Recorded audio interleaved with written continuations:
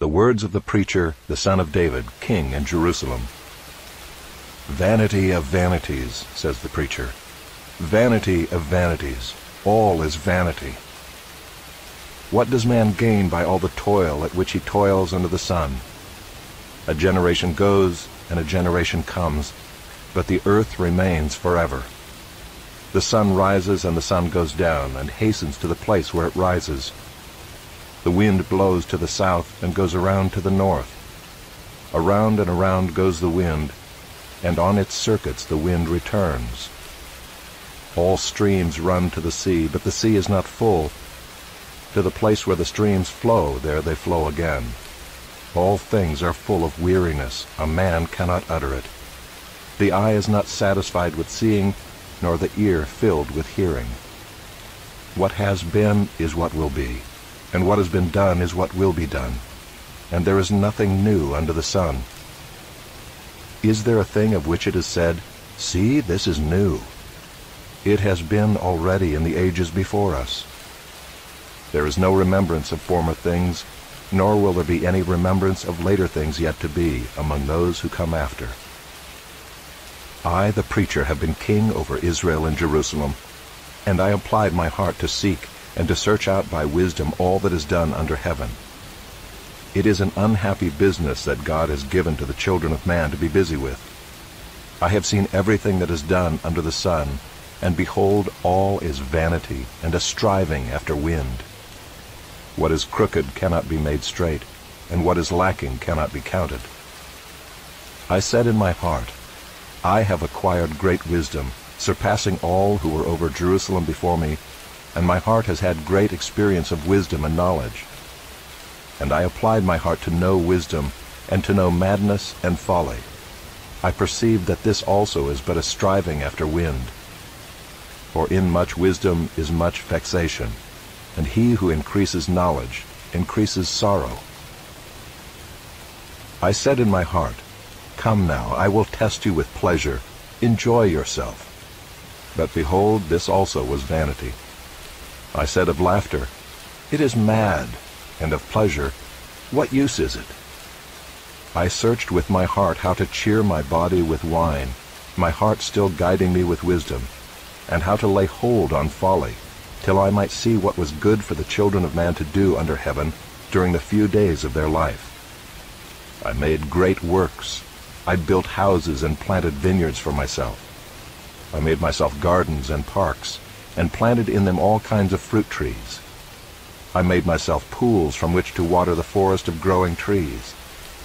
I bought male and female slaves, and had slaves who were born in my house.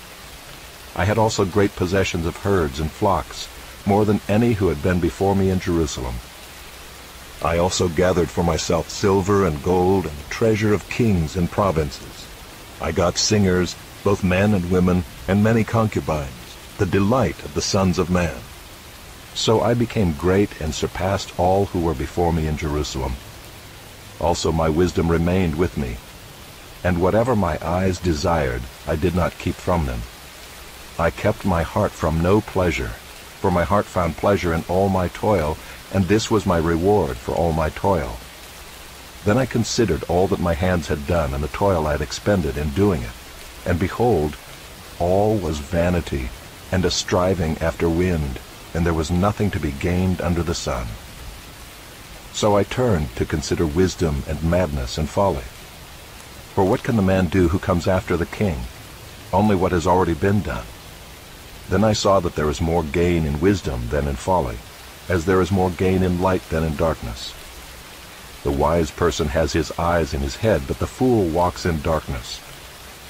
And yet I perceived that the same event happens to all of them. Then I said in my heart, What happens to the fool will happen to me also. Why then have I been so very wise?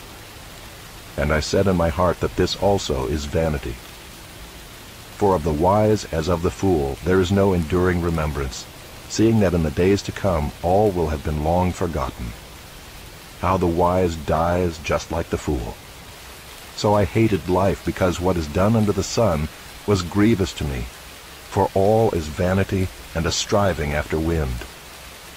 I hated all my toil in which I toil under the sun, seeing that I must leave it to the man who will come after me, and who knows whether he will be wise or a fool. Yet he will be master of all for which I toiled and used my wisdom under the sun. This also is vanity. So I turned about and gave my heart up to despair over all the toil of my labors under the sun, because sometimes a person who has toiled with wisdom and knowledge and skill must leave everything to be enjoyed by someone who did not toil for it. This also is vanity and a great evil. What has a man from all the toil and striving of heart with which he toils beneath the sun? For all his days are full of sorrow, and his work is a vexation.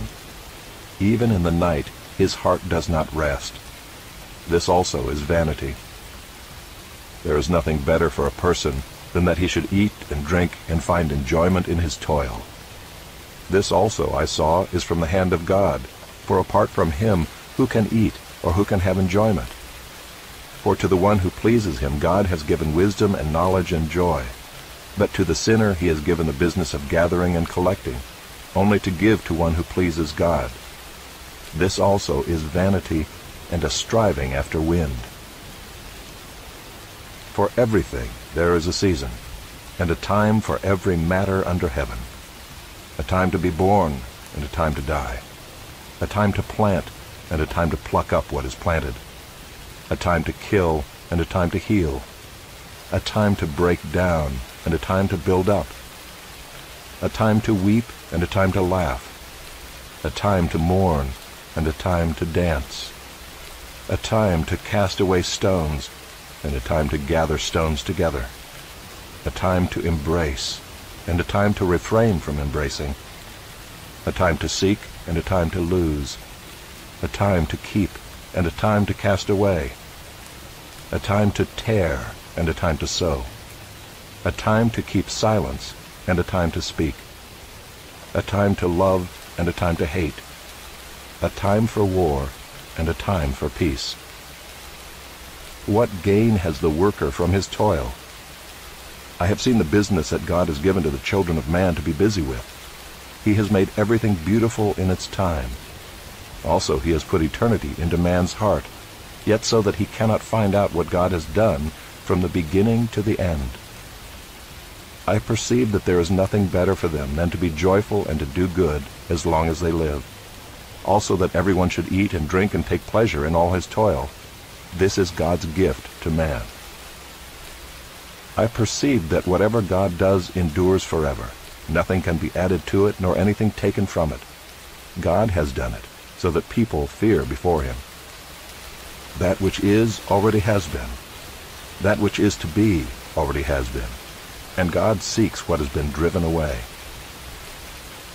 Moreover, I saw under the sun that in the place of justice, even there was wickedness, and in the place of righteousness, even there was wickedness.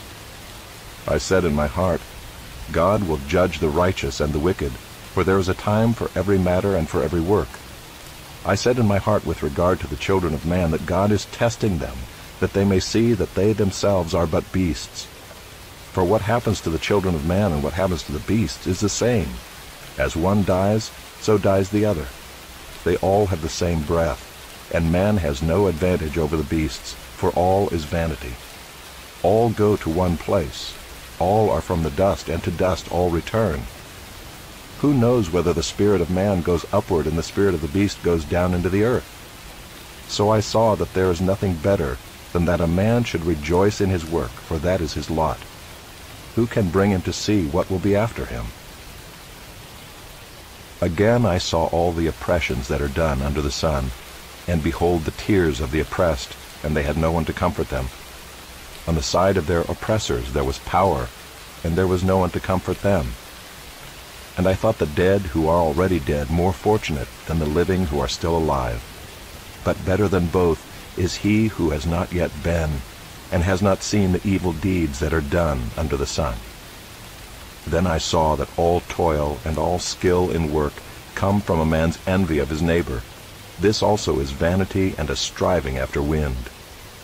The fool folds his hands and eats his own flesh. Better is a handful of quietness than 2 handsful of toil and a striving after wind.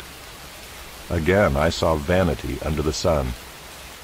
one person who has no other, either son or brother, yet there is no end to all his toil, and his eyes are never satisfied with riches, so that he never asks, For whom am I toiling and depriving myself of pleasure? This also is vanity and an unhappy business. 2 are better than 1, because they have a good reward for their toil. For if they fall, one will lift up his fellow.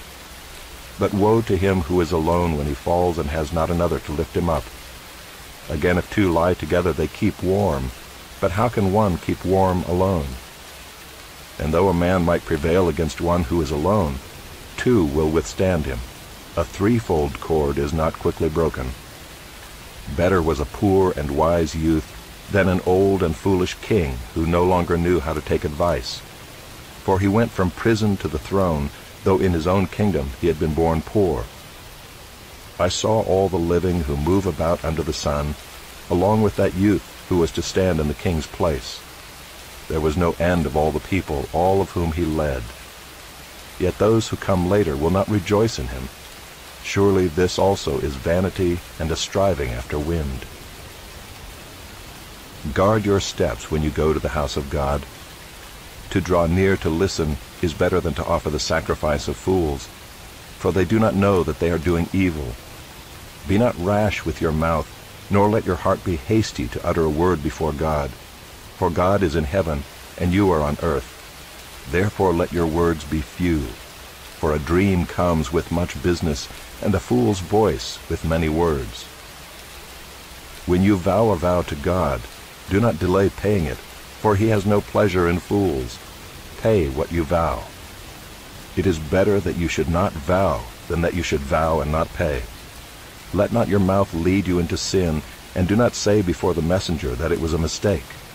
Why should God be angry at your voice and destroy the work of your hands? For when dreams increase and words grow many, there is vanity. But God is the one you must fear. If you see in a province the oppression of the poor and the violation of justice and righteousness, do not be amazed at the matter, for the high official is watched by a higher, and there are yet higher ones over them. But this is gain for a land in every way, a king committed to cultivated fields. He who loves money will not be satisfied with money, nor he who loves wealth with his income. This also is vanity.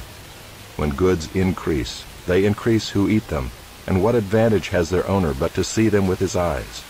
Sweet is the sleep of a laborer, whether he eats little or much, but the full stomach of the rich will not let him sleep. There is a grievous evil that I have seen under the sun. Riches were kept by their owner to his hurt, and those riches were lost in a bad venture. And he is father of a son, but he has nothing in his hand. As he came from his mother's womb, he shall go again, naked as he came, and shall take nothing for his toil that he may carry away in his hand. This also is a grievous evil. Just as he came, so shall he go. And what gain is there to him who toils for the wind? Moreover, all his days he eats in darkness, in much vexation and sickness and anger. Behold, what I have seen to be good and fitting is to eat and drink and find enjoyment in all the toil with which one toils under the sun, the few days of his life that God has given him, for this is his lot. Everyone also to whom God has given wealth and possessions and power to enjoy them, and to accept his lot and rejoice in his toil, this is the gift of God. For he will not much remember the days of his life, because God keeps him occupied with joy in his heart. There is an evil that I have seen under the sun, and it lies heavy on mankind. A man to whom God gives wealth, possessions, and honor, so that he lacks nothing of all that he desires, yet God does not give him power to enjoy them, but a stranger enjoys them. This is vanity. It is a grievous evil. If a man fathers 100 children and lives many years, so that the days of his years are many, but his soul is not satisfied with life's good things, and he also has no burial, I say that a stillborn child is better off than he. For it comes in vanity, and goes in darkness, and in darkness its name is covered. Moreover, it has not seen the sun or known anything, yet it finds rest rather than he. Even though he should live 1,000 years twice over, yet enjoy no good, do not all go to the one place? All the toil of man is for his mouth, yet his appetite is not satisfied. For what advantage has the wise man over the fool? And what does the poor man have who knows how to conduct himself before the living? Better is the sight of the eyes than the wandering of the appetite. This also is vanity and a striving after wind. Whatever has come to be has already been named, and it is known what man is, and that he is not able to dispute with one stronger than he. The more words, the more vanity. And what is the advantage to man? For who knows what is good for man while he lives the few days of his vain life, which he passes like a shadow? For who can tell man what will be after him under the sun? A good name is better than precious ointment, and the day of death than the day of birth. It is better to go to the house of mourning than to go to the house of feasting. For this is the end of all mankind, and the living will lay it to heart. Sorrow is better than laughter, for by sadness of face the heart is made glad. The heart of the wise is in the house of mourning, but the heart of fools is in the house of mirth. It is better for a man to hear the rebuke of the wise than to hear the song of fools. For as the crackling of thorns under a pot, so is the laughter of the fools. This also is vanity. Surely oppression drives the wise into madness, and a bribe corrupts the heart. Better is the end of a thing than its beginning, and the patient in spirit is better than the proud in spirit. Be not quick in your spirit to become angry, for anger lodges in the heart of fools. Say not, why were the former days better than these? For it is not from wisdom that you ask this. Wisdom is good with an inheritance, an advantage to those who see the sun. For the protection of wisdom is like the protection of money, and the advantage of knowledge is that wisdom preserves the life of him who has it. Consider the work of God. Who can make straight what he has made crooked? In the day of prosperity be joyful, and in the day of adversity consider, God has made the one as well as the other, so that man may not find out anything that will be after him. In my vain life I have seen everything. There is a righteous man who perishes in his righteousness, and there is a wicked man who prolongs his life in his evil doing. Be not overly righteous, and do not make yourself too wise. Why should you destroy yourself? Be not overly wicked, neither be a fool. Why should you die before your time? It is good that you should take hold of this, and from that withhold not your hand, for the one who fears God shall come out from both of them. Wisdom gives strength to the wise man more than 10 rulers who are in a city. Surely there is not a righteous man on earth who does good and never sins. Do not take to heart all the things that people say, lest you hear your servant cursing you. Your heart knows that many times you yourself have cursed others. All this I have tested by wisdom. I said, I will be wise. But it was far from me. That which has been is far off, and deep, very deep. Who can find it out? I turned my heart to know and to search out and to seek wisdom and the scheme of things, and to know the wickedness of folly and the foolishness that is madness.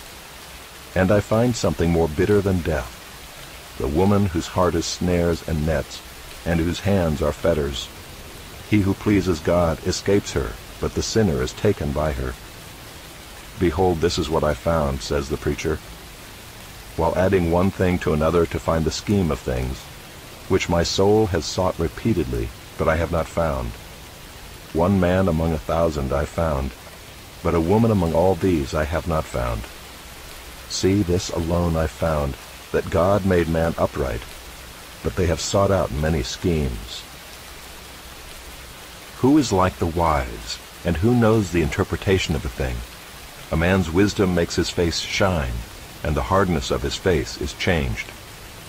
I say, keep the king's command, because of God's oath to him. Be not hasty to go from his presence. Do not take your stand in an evil cause, for he does whatever he pleases. For the word of the king is supreme, and who may say to him, what are you doing? Whoever keeps a command will know no evil thing, and the wise heart will know the proper time and the just way. For there is a time and a way for everything, although man's trouble lies heavy on him. For he does not know what is to be, for who can tell him how it will be? No man has power to retain the spirit or power over the day of death. There is no discharge from war, nor will wickedness deliver those who are given to it. All this I observed while applying my heart to all that is done under the sun, when man had power over man to his hurt. Then I saw the wicked buried. They used to go in and out of the holy place and were praised in the city where they had done such things. This also is vanity, because the sentence against an evil deed is not executed speedily. The heart of the children of man is fully set to do evil. Though a sinner does evil 100 times and prolongs his life, yet I know that it will be well with those who fear God, because they fear before him. But it will not be well with the wicked, neither will he prolong his days like a shadow, because he does not fear before God. There is a vanity that takes place on earth, that there are righteous people to whom it happens according to the deeds of the wicked, and there are wicked people to whom it happens according to the deeds of the righteous. I said that this also is vanity. And I commend joy, for man has nothing better under the sun but to eat and drink and be joyful, for this will go with him in his toil through the days of his life that God has given him under the sun. When I applied my heart to know wisdom, and to see the business that is done on earth, how neither day nor night do one's eyes see sleep, then I saw all the work of God, that man cannot find out the work that is done under the sun. However much man may toil in seeking, he will not find it out. Even though a wise man claims to know, he cannot find it out. But all this I laid to heart, examining it all, how the righteous and the wise and their deeds are in the hand of God. Whether it is love or hate, man does not know. Both are before him. It is the same for all, since the same event happens to the righteous and the wicked, to the good and the evil, to the clean and the unclean, to him who sacrifices and him who does not sacrifice. As the good one is, so is the sinner, and he who swears is as he who shuns an oath. This is an evil in all that is done under the sun, that the same event happens to all. Also the hearts of the children of man are full of evil, and madness is in their hearts while they live, and after that they go to the dead. But he who is joined with all the living has hope, for a living dog is better than a dead lion. For the living know that they will die, but the dead know nothing, and they have no more reward, for the memory of them is forgotten. Their love and their hate and their envy have already perished, and forever they have no more share in all that is done under the sun. Go, eat your bread with joy, and drink your wine with a merry heart, for God has already approved what you do. Let your garments be always white, let not oil be lacking on your head.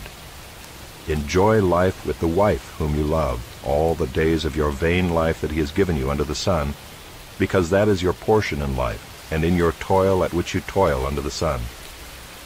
Whatever your hand finds to do, do it with your might, for there is no work or thought or knowledge or wisdom in Sheol, to which you are going.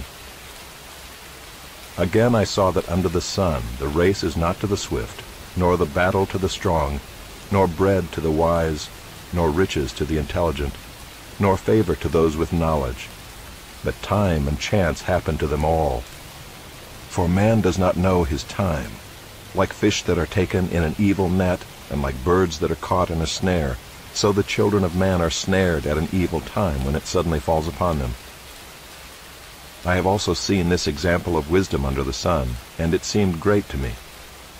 There was a little city with few men in it, and a great king came against it and besieged it, building great siege works against it. But there was found in it a poor, wise man, and he by his wisdom delivered the city. Yet no one remembered that poor man. But I say that wisdom is better than might, though the poor man's wisdom is despised, and his words are not heard. The words of the wise, heard in quiet, are better than the shouting of a ruler among fools. Wisdom is better than weapons of war, but one sinner destroys much good. Dead flies make the perfumer's ointment give off a stench, so a little folly outweighs wisdom and honor. A wise man's heart inclines him to the right, but a fool's heart to the left. Even when the fool walks on the road, he lacks sense, and he says to everyone that he is a fool. If the anger of the ruler rises against you, do not leave your place, for calmness will lay great offenses to rest. There is an evil that I have seen under the sun, as it were an error proceeding from the ruler. Folly is set in many high places, and the rich sit in a low place. I have seen slaves on horses, and princes walking on the ground like slaves.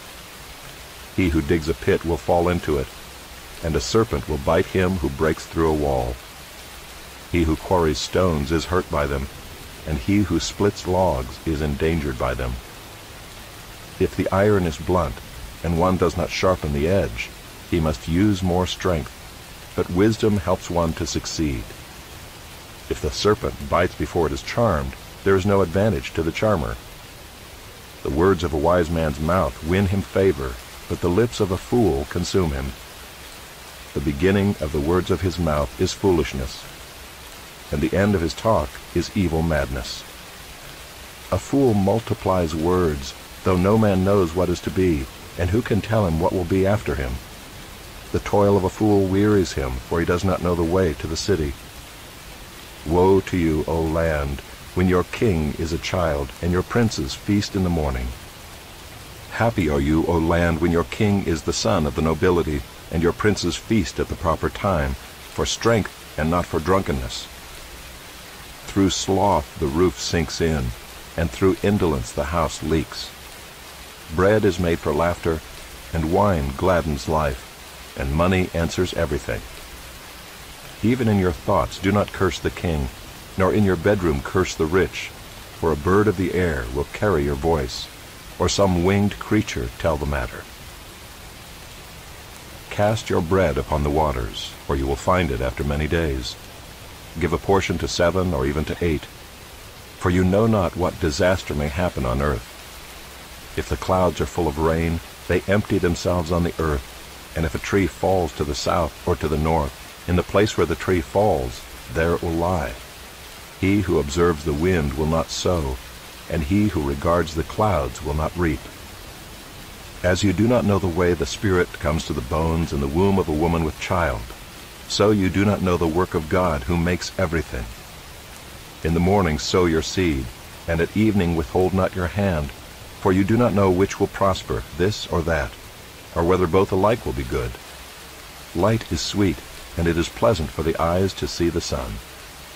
So if a person lives many years, let him rejoice in them all, but let him remember that the days of darkness will be many. All that comes is vanity. Rejoice, O young man, in your youth, and let your heart cheer you in the days of your youth. Walk in the ways of your heart and the sight of your eyes, but know that for all these things God will bring you into judgment. Remove vexation from your heart, and put away pain from your body, for youth and the dawn of life are vanity.